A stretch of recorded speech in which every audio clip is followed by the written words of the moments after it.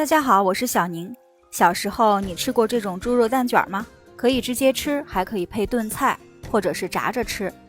多做一点，特别适合过年。首先来分享一个煎蛋饼不容易破的窍门。碗中打入几颗全蛋，再准备1大勺玉米淀粉，一小点盐，加入1点清水，搅拌均匀，然后把它加入到鸡蛋液中，最后再淋入少许的食用油。这样做出的蛋饼呢，韧性非常好，而且呢口感还细嫩。再把它过滤一遍就可以用了。锅烧温后，直接加入蛋液，锅底儿不需要刷油，直接将蛋液摇匀。表面凝固以后呢，给它轻轻的翻个面儿，再稍微炕上那么几秒钟就可以出锅了。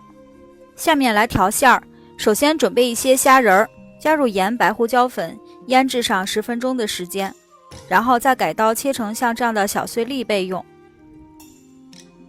准备1块前膀肉，先把它改刀切成小块，然后放到绞肉机中，加入1小勺的盐，1小勺白胡椒粉，1小勺十三香，3小勺生抽，1小勺蚝油，1小勺香料油，1大勺姜末，把它搅成偏细腻的肉泥，像现在这样的程度就可以了。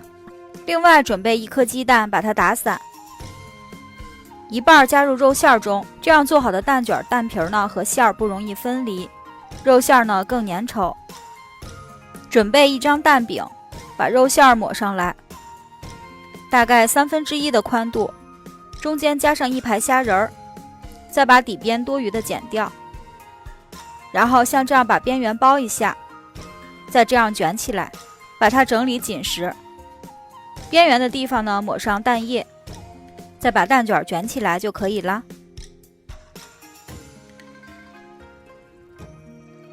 直接开火上锅蒸，大火蒸15分钟，把肉馅和虾仁彻底蒸透就可以了。蒸好后的蛋卷呢变得非常饱满，改刀切成这样的菱形条就可以了。这个蛋卷呢可以直接摆盘上桌，形状就像铜钱一样，非常的好看。也可以搭配冬笋等做成汤菜，还可以炸着吃。比起传统的猪肉蛋卷，中加增加了虾仁，口感更加鲜嫩，一个个又像元宝又像铜钱。那么我们就给这道菜起名叫招财进宝吧。吃不完的整条用保鲜膜包裹，放入冰箱冷冻保存，留到过年的时候又是一道大菜。喜欢我的视频，请您点赞关注，我是小宁，每天更新家常菜。感谢大家的收看，我们明天再见啦。